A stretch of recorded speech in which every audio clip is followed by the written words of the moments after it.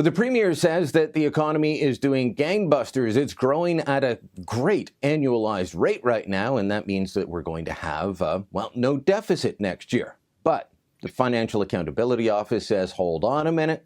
Ontario will be returning a deficit, and worse than that, adding $50 billion to the provincial debt over the next 5 years. Ray Hurd, what do you make of that? $50 billion extra dollars over the next 5 years. Well, first let me say, Kathleen Wynne is the most politically corrupt premier in Canadian history, worse even than the worst Quebec premiers or Alberta premiers. I think she doesn't understand finance. $10 billion, $50 billion is nothing to her. And I think, Brian, and this may be worth you doing a piece on in the future, the Premier of Quebec, Couillard, who's a brain surgeon by profession, has tackled the Quebec deficit and debt. So Ontario and Alberta under socialist monopoly are against the grain of the other provinces. They don't seem to care about debt. Now, as you also know, the genius, quote, unquote genius, behind Kathleen Wynne is a guy called David Hurley, who also brought Paul Martin to power, then dug Paul Martin's grave and threw him in. This guy Hurley doesn't care about fiscal responsibility. Paul Martin did until he was destroyed by Hurley. I think, Ray, that fiscal responsibility is out of fashion among Liberals right now. We see it at the federal level as well. Maybe Quebec is an anomaly there, but I think it's out of fashion to be fiscally responsible. And I think that the idea that budgets will balance themselves, as Justin Trudeau said, has taken hold. I mean, Kathleen Wynne is essentially saying the budget will balance next year because the economy is going to grow, so it's going to balance itself. She's not doing anything to fix it. No, she's doing counterproductive things. But on the other hand, with the low dollar and Ontario's non-dependence on oil and gas, it's not surprising that things are a bit better. But if it weren't for Wynne's profligate policies, they would be a lot better.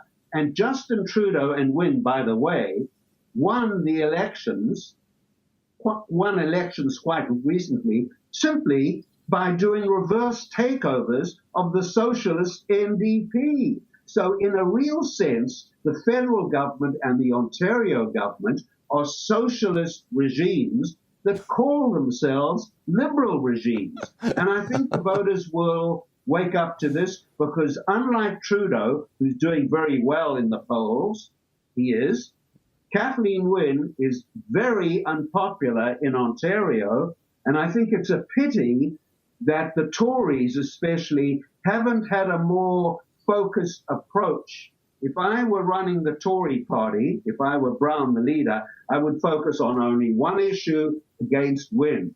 That is how she's wasting the taxpayers' money on crazy green initiatives. You know, they want to build a whole network of plug-in electric things for electric vehicles in Ontario.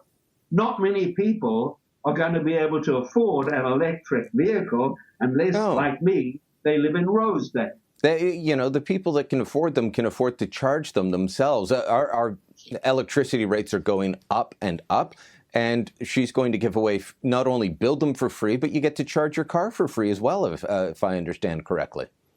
I agree, and I think the opposition should focus on the wasteful policies, the spendthrift policies of the regime, and they must be careful they don't try to deal with too many issues at the same time, Brian. The voters cannot digest more than one or two issues, and the one Prime Minister who confirmed this was Jean Chrétien, whom I never particularly liked. But you must be careful of going off, like Stephen Leacock's equestrian, jumping on your horse and riding off in all directions. That's not smart politics, and the opposition has to understand that. Yeah, so they should be focused on one issue that will drive. Do you think that Kathleen Wynne's fiscal record, the energy prices, they all kind of tie in. Do you think that that is something that will actually motivate voters? Yes, I think it will, because the price of electricity is going through the roof again. And there are lots of people who aren't as well off as you and I. This older people, it's the difference between enjoying a comfortable life, especially during winter, and a very sad, despairing life. And I think this issue can get at, and there are all sorts of other spokes in this wheel of overspending and, frankly, political corruption that can be used. I could give you maybe 10 examples or even 100 of where she has failed to meet her obligations to the voters, which is to run a responsible, growing economy. Well, except all those scandals have washed away so far. Ray, I'll end with this. We've heard for years from Kathleen Wynne that the debt and the deficit don't matter, that these are good. It's for growing the economy. Now that it looks like the economy is going to grow and the deficit will go away for next year, we'll stop putting more money on the credit card. We'll just be paying the $1 billion a month in interest. Now that that's happened, she's saying, well, this is great news. We're going to balance the books next year. So now she wants to say it's a good thing and take credit for it, but she spent years telling us it didn't matter. And I don't think she will balance the books.